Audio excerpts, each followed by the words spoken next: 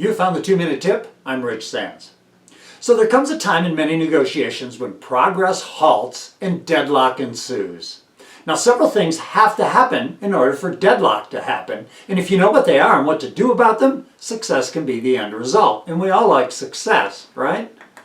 Now one problem, of course, is when people involved in the negotiation become unmotivated. And in a world where buyers want to buy and sellers want to sell, if one of them all of a sudden doesn't, that can be a pretty big issue. Deadlock is a different scenario.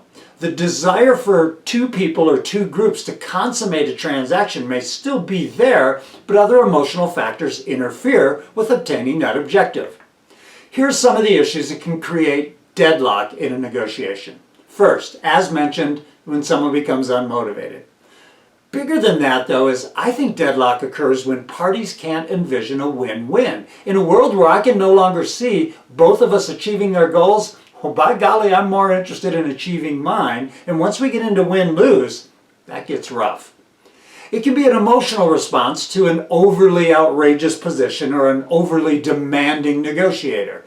It can occur when the negotiators haven't framed or pre-positioned their negotiation with their people properly. It will occur when one party threatens to walk away or gives them the take it or leave it or actually does walk away. Usually tempers and egos become involved, and it happens especially when one or both of the negotiators lack creative solutions. Now the biggest reason for deadlock, however, is that the parties involved actually forget their motivation and they stake out positions. When focusing on motivation, win-win is always possible, and more than likely we can both meet our needs and goals. When we stake out a position, however, we go into that world where negotiating becomes win-lose, lose-win, or lose-lose. So how do we end deadlock without having to walk away from the deal? Well, obviously every situation is unique, but here's 7 methods to help construct the pathway out of deadlock. First, quell your adversarial urges. We're looking for mutual interest, mutual motivation here. Creating the win-win takes a partnership, not a fight.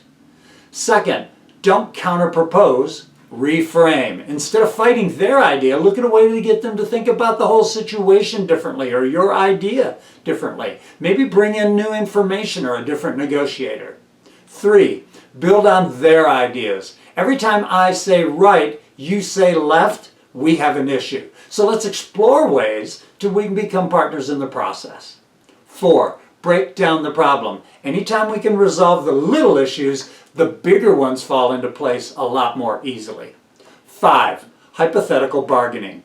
Explore situations by asking questions like, well, what do you think your people might say if we said this? Or I'm wondering how you might respond if we proposed this. It gives you an opportunity to try things out without commitment, kind of like going off the record, in an interview. 6, take time out. Sometimes negotiations just need a break. And 7, finally, the obvious. It may be time to walk away. It might be time to explore your BATNA, your best alternative to a negotiated agreement. But that whole concept, my friends, is for another day. So deadlock is tough, and the next time it happens to you, don't push forward, take a step back, ponder how you got there, and look for the path out. Thanks.